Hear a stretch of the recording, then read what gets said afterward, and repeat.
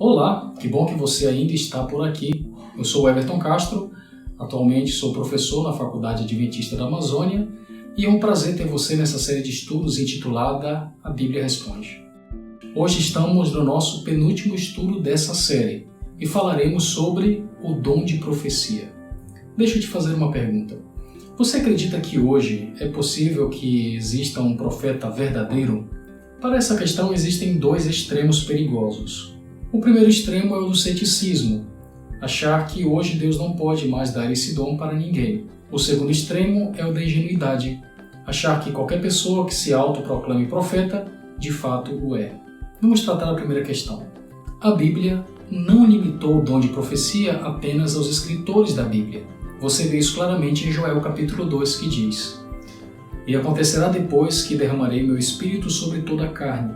Vossos filhos e vossas filhas profetizarão, vossos velhos sonharão e vossos jovens terão visões." O profeta Joel, olhando para o futuro, mostrou que, nos últimos dias, Deus daria o dom de profecia a outras pessoas. No livro de 1 Coríntios, quando Paulo vai falar dos dons que o Espírito Santo daria à sua igreja, na lista se encontra também o dom de profecia.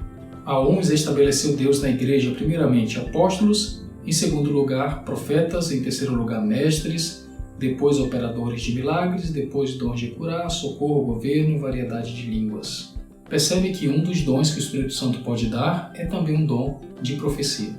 Um outro dado interessante é que o livro de Apocalipse mostra que o dom de profecia acompanharia o povo de Deus na reta final, antes da volta de Jesus.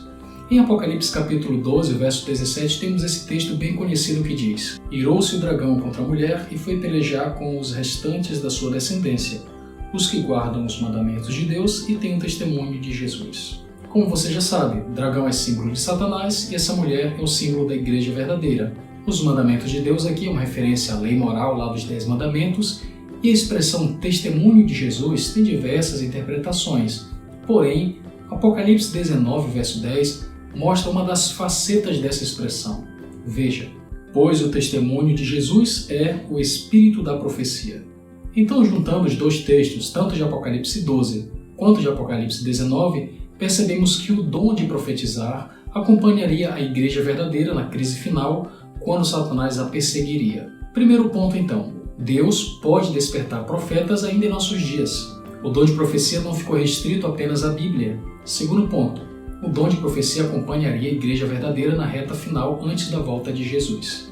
Agora existe um terceiro ponto interessante, e nós lemos em Mateus capítulo 24, verso 24, que diz o seguinte: "Porque surgirão falsos cristos e falsos profetas, operando grandes sinais e prodígios para enganar, se possível, os próprios eleitos." Então, segundo a Bíblia, nos últimos dias haveriam profetas verdadeiros, mas também haveriam profetas falsos. E, inclusive, os profetas falsos, eles operariam grandes sinais e maravilhas com o objetivo de enganar até as pessoas eleitas. Então a pergunta crucial é: como saber se um profeta é verdadeiro ou falso? Na Bíblia encontramos 4 pilares básicos para julgar se um profeta é verdadeiro ou falso. O primeiro pilar, que se encontra em Isaías capítulo 8, verso 19 e 20, mostra que o profeta tem que falar de acordo com a Bíblia. Um profeta de Deus nunca contradizeria a palavra do próprio Deus. Um segundo critério, que está no livro do profeta Jeremias, tanto no capítulo 18 quanto no 28, é que se aquilo que o profeta diz se cumpre. Se a profecia ou alguma palavra profética dele se cumprir, ele é um profeta verdadeiro. Porém, se ele fizer alguma previsão e não se cumprir, logo ele é um profeta falso. O terceiro critério, que está baseado em Mateus capítulo 7, do versículo 15 até o 20, mostra que a vida do profeta tem que ser avaliada. A Bíblia diz que pelos seus frutos os conhecereis. Então, como é a vida desse profeta na sociedade? Ele é uma pessoa honesta? Ele é uma pessoa exemplar? Porque pelos frutos desse profeta você sabe se ele é um seguidor de Deus ou não. O quarto e último critério, que está na primeira epístola de João, no capítulo 4, dos versos 1 ao 3, mostra que um profeta verdadeiro deve exaltar a Jesus Cristo.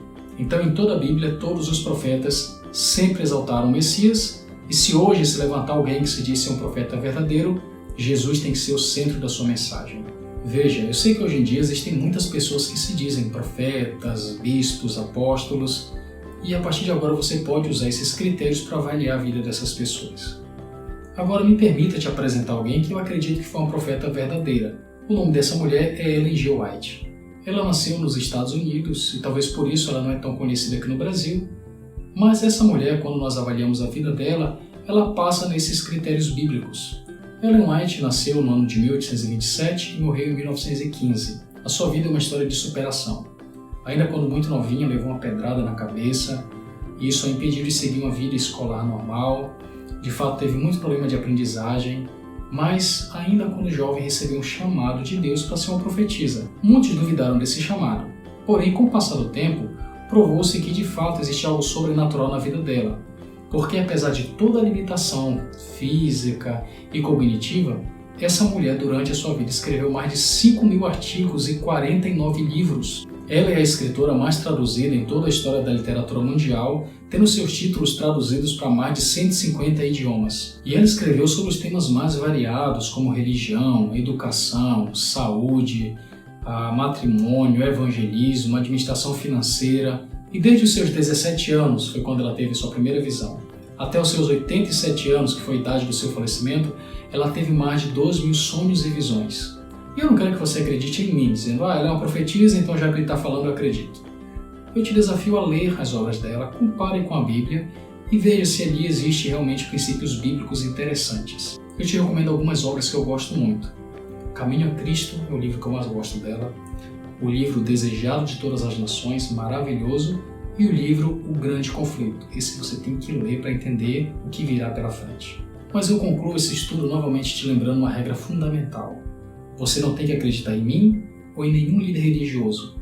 Acredite no que está na Palavra de Deus. Se você quer conhecer mais sobre a vida de Ellen White, não escute o que os outros falam sobre ela. Leia você mesmo, pesquise você mesmo e compare o que ela diz com a Palavra de Deus.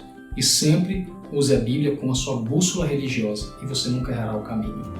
Terminamos por aqui o estudo de hoje e no nosso próximo encontro é o último vídeo dessa série. Falaremos sobre a missão que Deus deixou para você. Te espero no próximo estudo. Até lá!